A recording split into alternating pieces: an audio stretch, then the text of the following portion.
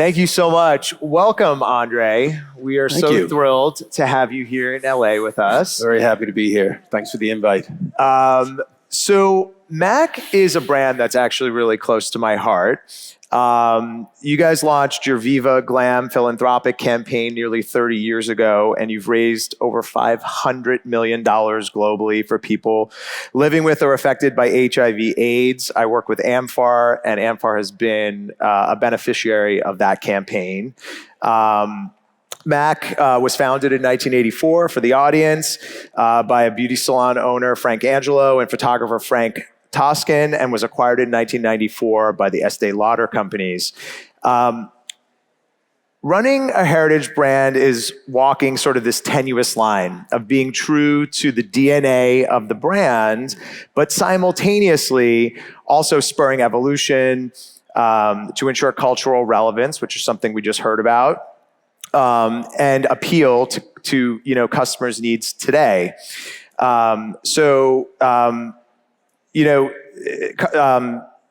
Legacy can be sort of a powerful currency, or in some cases it can be a liability.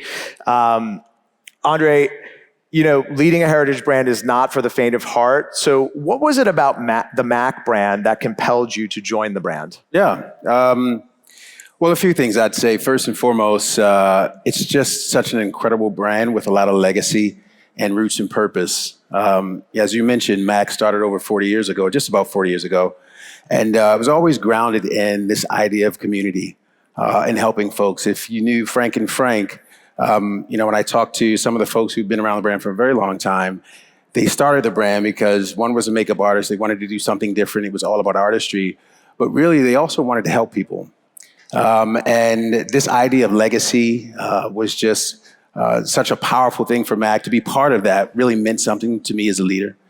I'd say the second thing for me is, MAC it is the #1 brand in the country. And at the time when I was approached with the opportunity, there were a lot of competitors in the space gaining market share on the brand. And I felt like MAC really had the right to win. And I wanted to really get after that and turn the brand around. I've been a brand builder my entire career. So it was a really interesting challenge for me, and I knew it had the ability to do so. So to be able to put my stamp on it and help contemporize the brand and bring it into today was really appealing. The third thing I'd say is, when you think about transformation in a brand that you want to continue to grow, you got to have the right ingredients. Yep. And one of those critical ingredients is the people. And when you go to the MAC stores, I think for anyone who's experienced MAC over the years, the people are just incredibly passionate, very committed. And I felt like this was something that I could work with. And you can really feel what I would call the extraordinary zeal for stewardship of the brand. And I was really honored to work with folks like that. The X factor in any business's success or failure is the team. And I felt like we had the right team who really wanted to win. And that really made me excited about working on the brand. Yeah.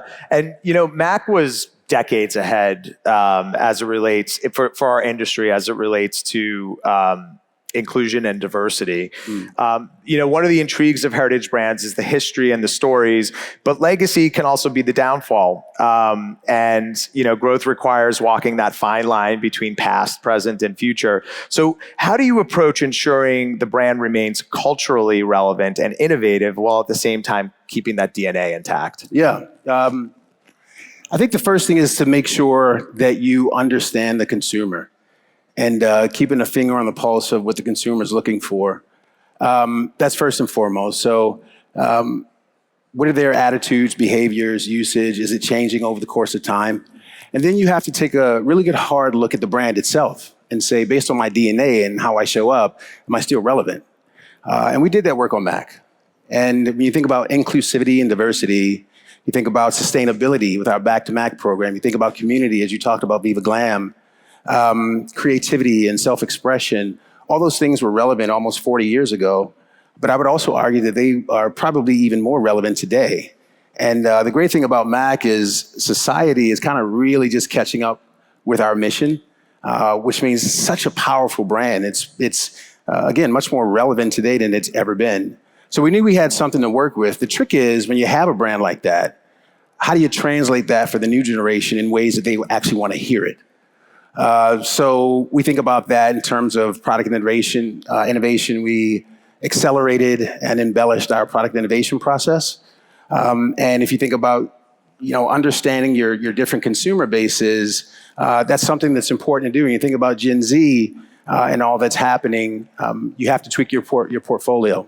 We just launched a product, for example, called Studio Radiance Serum Powered Foundation about a month ago. And it's really tapping into this whole skinification of makeup trend, which I think if you're in the industry, everybody kind of recognizes. It's dewy, radiant foundation. It's got 33 skincare ingredients in it. It has a plethora of shades, which is what we're known for. And it's doing extremely well for us. So that's an example of how we keep our finger on the pulse of the consumer and always continue to adapt to what's happening in the marketplace. I think the other thing is continuing to fuel our obsession with pop culture. So one of the other things that MAC is known for is just its collections and collaborations. If you look at us in art, film, music, entertainment, we've got incredible collaborations and we contemporize those. So we recently worked with Lisa from Blackpink. I don't know if some people may know who that is. Maybe the older folks do not. See a lot of nods in the audience. I think they know. Some nods, some bewilderment, probably. We work with Saweetie in entertainment. There was Black Panther, Stranger Things. I mean, these are all contemporary properties.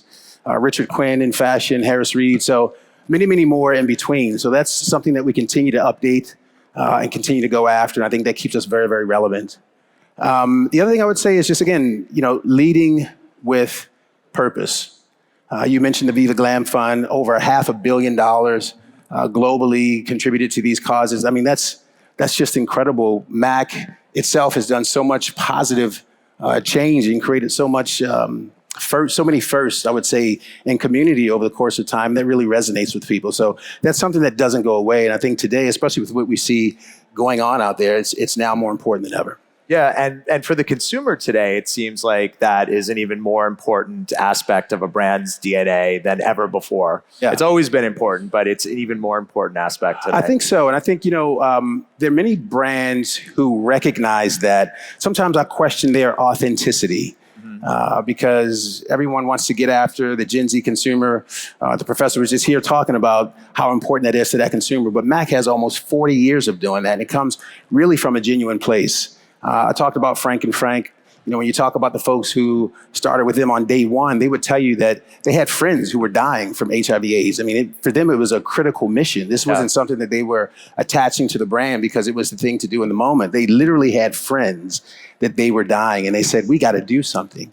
And what's really amazing about that is when you talk to the folks who still work on MAC today, Viva Glam is something that means something in their hearts. It's not just a thing that we do as part of our marketing plan, but people really take that on. We still go to the marches. Everybody's driving to raise as much funds as possible. We really get behind these programs. So it really is an ethos that we believe in. And we talk about people bleeding black on MAC. And thank you for the application. Wearing black today, but that's what people do on MAC, and they absolutely mean it. I love that. So MAC is a brand that's deeply rooted in artistry and creating immersive experiences for consumers through education from its artist community in real life. How has the team and organization evolved to compete in an increasingly digital world? Yeah, I think first and foremost, when you think about the change that's happening in business, particularly in beauty, when it comes to digital, one thing that you have to embrace as an organization is to be learning agile. So learning agility is really important because things are changing all the time. So that has to be a competency or a muscle that you work. And I would say on MAC, we really embrace that. We want to understand what's new, what's latest and greatest, what's really working with consumers, what's not. We remain very flexible there. And if it means changing our approach or our organizational structure, we do that, and we have done that. The other thing I would say is that what's great about digital is it really allows us to increase the ubiquity of all of our expertise and our skills and touch consumers where they want to be touched.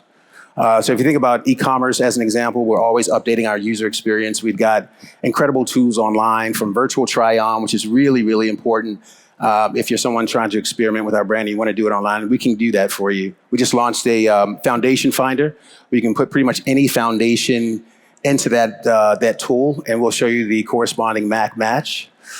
We have live chat, so if you want to talk to somebody online, we can do that. The other thing that we've done in the US, which is atypical, I would say, for big brands like us, is we launched our own social media handles. I mean, it seems like a small thing, but it's actually quite important.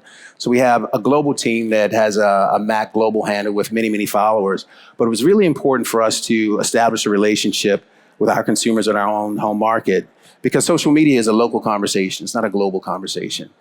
So we've done that. We've created partnerships with various influencers across the different platforms. We're getting a lot of pickup in terms of earned media value from that. The other thing I would tell you is that from a partner standpoint, we work very closely with the TikToks and the Metas and the YouTubes and Snaps of the world. We had a great program about a year ago where we launched a shade finder augmented reality lens with Snap, and it actually exceeded all of our expectations as we were targeting the Gen Z and young millennial crew, exceeded their benchmarks for click-through rate and engagement. So we're very much dialed in. It allows us to extend our reach and talk to consumers on the platforms that they want to be talked to on, and that's what keeps us very successful.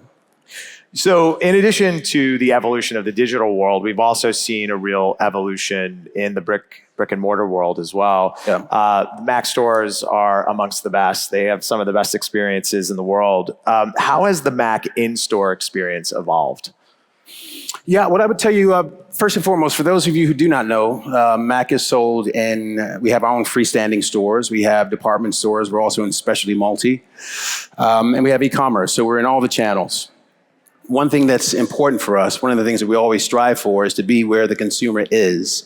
So we're constantly curating our retail footprint to make sure that wherever they're shopping is where we are. Because if you're not where the growth is, you're just not going to grow, right?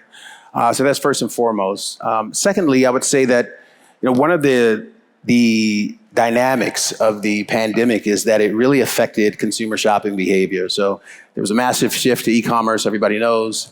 And then coming out of that, there was just this real desire for experience and getting out into the retail environment and playing with product in a different way. And that really was exciting for us. So we've done a few things. I would say that we are pushing the boundaries of beauty retail. We launched a new in-store design concept, which enhances shoppability. It actually encourages creativity and experimentation across our portfolio. It is a customizable and kind of smart program that we've put together in store. So we have an art immersion studio that's powered by AR virtual try-on screens. You can go in there and play with different makeup looks. You can watch a tutorial video. You can see the latest trend. We have the ability for you to customize your favorite MAC lipstick, your Ruby Woo. You can add text or images or stickers to that. We have over 100 plus eyeshadows where you can actually create your own custom eye palette. So there's a lot of customization, a lot of personalization. And then we have areas where you can play with trend and try out our products. You can all do this stuff and do all this in real life. So we've really tried to personalize the in-store experience. We've enhanced it. And I think it helps the customer really understand makeup on a much more basic level, which is really important. Let's talk about Gen Z for a second. So we just heard about the importance and the challenges of connecting with the Gen Z customer. Attracting younger customers can be a significant hurdle for heritage brands, but growth requires an inherent ability to effectively market across generations. So how have you respected the legacy of the Mac consumer while appealing to the new Gen Z consumer? Yeah. Well, again, I think it goes back to understanding that consumer base. I mean, we've got folks who have been with Mac for decades. I mean, I'm sure we probably have some folks in this room. And the things that made Mac then and today, they make the brand what it is, I think, again, still appeal to the Gen Z consumer. So when you look at that from, let's say, a product innovation standpoint, we do a lot of work with Gen Z to understand their needs and who they are. One of the things that we notice is that they have this affinity for nostalgia. I think we've seen it, roller skating and all the things that are out there translates over into product as well. One of the things that we also notice is that lip gloss, for example, is a category that's just booming right now with that generation. They over-index with it. We have a product called Squirt, which we launched back in 2000. It's a bit of an OG product. We revamped that product just recently, where we took this fusion of gloss and balm. We added some ingredients to it to kind of update it for today. We added 9 new shades, and we just relaunched it, and it is doing extremely well. We can't keep it in stock, but that's a very Gen Z targeted product. If you look at the packaging, even it's the old packaging from 2000. So Love it. this whole notion of nostalgia, understanding the categories that they're in, that's something that that matters. I think also showing up on their turf and talking to them on their terms is important. So TikTok is Gen Z hangout space. If you're not in TikTok, you're just not going to connect with them. So a couple years ago, we decided to really make a go for it on the platform, and we established our own handles, really tried to understand what was going on there. You know, there's Duet, there's Stitches, there's the latest makeup trend like latte makeup, whatever the case might be. We had to be in there. You got to mix it up, and it's a very agile platform. So we put some resources against that to really understand it. We work with TikTok. We work with creators on the platform. We actually give them the ability to help curate content for us because they know how to talk to their own peers better than we do in many instances. So that's worked for us. I think the notion of tastemakers is really important when you talk about Gen Z as well. If you have been following Mac over the years, you know that we often break new talent first. There are lots of folks who were in that Mac campaign before they became famous and in their prime. So that's something that we continue to do.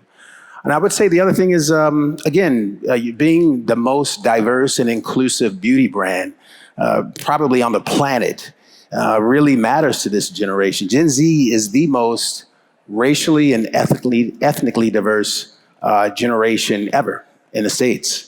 And that means something. So they want to see themselves in your product, but they also want to see their friends in your product. And I think that's a very credible place for Mac to operate from, and we do that very well. So for us, I think we're making really, really good progress in terms of penetration with Gen Z, and they're responding very well to it. Let's talk about TikTok for a second. So seasonal trends have always driven the color category, but today trends have a virality and they move at breakneck speed, the speed of TikTok, if you will. How do you marry the time it takes to develop innovative products with the rate at which trends move? And how do you plan into the potential for a viral launch, which we all hope happens in our brand? Yeah. Well, I'll explain it from 2 angles. First, we really pride ourselves at Mac at being able to understand trends, see them rising, capturing that momentum, as well as being able to start trends. So we have 2 different approaches there. From a product development standpoint, I would submit to you that we've got one of the best product development teams, if not the best in the industry. We're known for high performance, high quality makeup. We spend a lot of time making sure that our products deliver on that.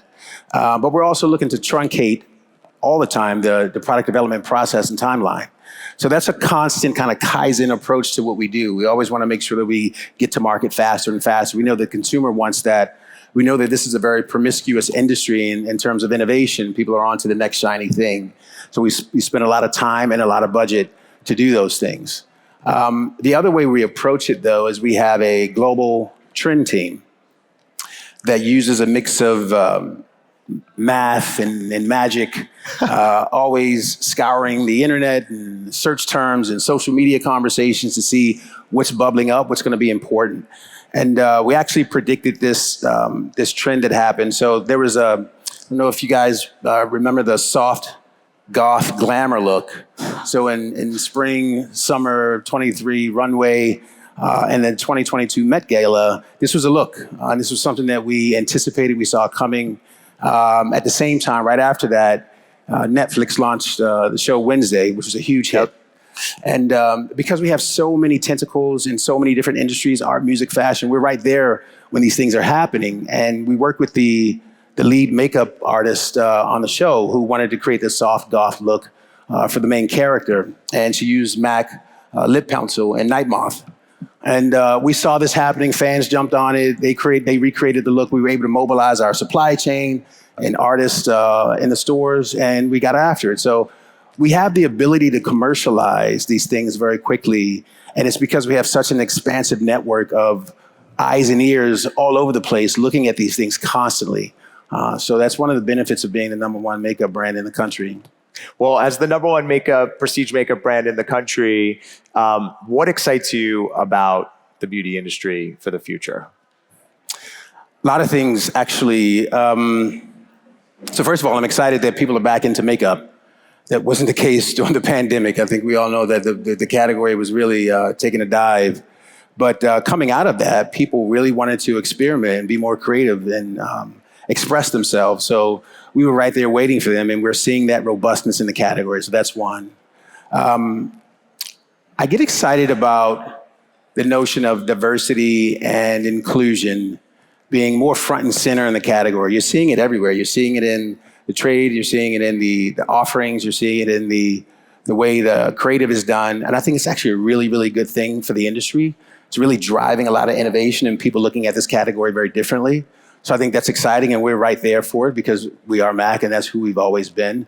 I think technology, if you've been in this industry for the last 10 to 15 years, I mean, you've seen the incredible pace of change that's really impacted the category as well. And I think technologies like AI really get you excited, maybe a little bit scared about how that's going to impact the category. But I think that's something that we need to look forward to. You know, from a macroeconomic standpoint, I actually think we're in a very interesting territory. If you think about what's happened in the past 10 years, there's been a lot of easy money out in the marketplace, which I think helped create a lot of startups and a lot of indies coming into the category. But now, as you start to see interest rates are increasing, I think money is going to get a lot tighter. It's going to be harder for companies to just throw a product out there without, you know, having a real brand or making money. So I think the landscape of competition and who's driving the trends will change over the next 5 to 7 years. And I think you're going to probably see brands that really stand for something and mean something and have real P&Ls and balance sheets, I would say, come to the fore. So I think we'll play very well in that. And I think the last thing for me is just the dynamism of this category is just something to behold. If you look at what's happening in retail, the experiences in retail are constantly evolving. I mean, it's almost becoming a little bit of a winner-take-all kind of situation. So you got retail, which continues to change to try to be more competitive. We're part of that. We're always shifting. As I mentioned, it's very much a promiscuous category from an innovation standpoint. So it keeps us on our toes. And it's, you know, for me, it's exactly where you want to be as a business leader in the middle of all of that and creating history. So I think there are a lot of great things to look forward to in the industry. I love it. Well, we have some time for questions. So if anyone in the audience has a question for Andre, let us know.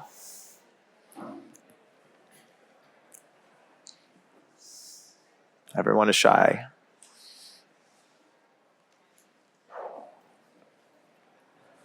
No one? Oh, we have a question. I loved hearing how you are really focused on Gen Z. As a legacy brand, how do you focus on Gen Z, so to speak, and not feel like you're isolating your legacy customers? Yeah, it's a great question. I think the folks who love MAC have loved MAC for two reasons. One is for all the things that we've ever stood for, we're still standing for those, even as we talk to Gen Z. We're not compromising our values and who we are. And that's around supporting community. That's the inclusion and diversity that I talked about. If you think about, for example, we over-index on African-American penetration when it comes to makeup. There's a reason for that. We have over 60 shades on something like Studio Fix. That's just unheard of in the industry. And so we're always, when we talk about inclusion and diversity, it's representation, but it's also making sure that we've got the product that really understands you. And that's something that's attracted that group as an example over the course of time. We continue to do that. It's not just in the foundation. It's also in lip shades. It's also in blushes. So people stay with us because we've got those products for them. We are living our values. And when you think about Gen Z, it's not us compromising on any of that. It's just actually making sure that we understand what their needs are. So, for example, the whole lip gloss trend. If you look at an older consumer, they're much more into lipstick than they are into lip gloss. So they're still buying our our matte lipstick, and we're #1 in lipstick. They love that. We haven't changed that. But then you have Gen Z that's coming and they want to see lip gloss. So now we have Squirt. And as I said, that's selling out. So it's really understanding the different needs, particularly from a product standpoint. One thing that we don't compromise, though, ever is on our values and principles. And I think that appeals to all groups. Is anyone else? You have a question here.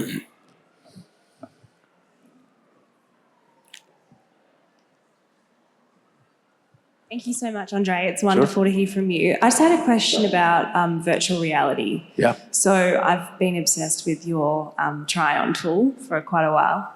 And I just wanted to understand the correlation to sales. Like, you speak about the higher engagement that it's delivered for your clients, but I know obviously you can't really share figures, but just to understand how influential it is on sort of the end-to-end experience for the clients. Yeah, great question. I would say that for us, we're always looking to create a seamless experience, omni-channel experience. A lot of people talk about that. It's been talked about for years. I think many people still struggle with it. So for us, we want to make it frictionless. We want the same experience you get in store online. Obviously, we have to use different tools for that. Virtual try-on for us is a constantly changing endeavor in the sense that, as I mentioned on Studio Fix, we now have over 60 shades, 63 shades. 30 years ago, we had 40. So as we get newer information, as the demographics of the country changes, we upgrade. It's the same thing with virtual try-on, right? So as we launch new products, we change undertones, we do things, we're constantly upgrading that. What we know is that because we do that, because we're so maniacal about making sure we get the shades right, it really helps with conversion. So these are tools that we use to help drive higher conversion, more basket size, et cetera, that really work for us. Yeah. Does anyone else have a question for Andre? All right. Well, thank you so much, Andre. It's been a pleasure chatting. Thank you so much for the time. Appreciate it.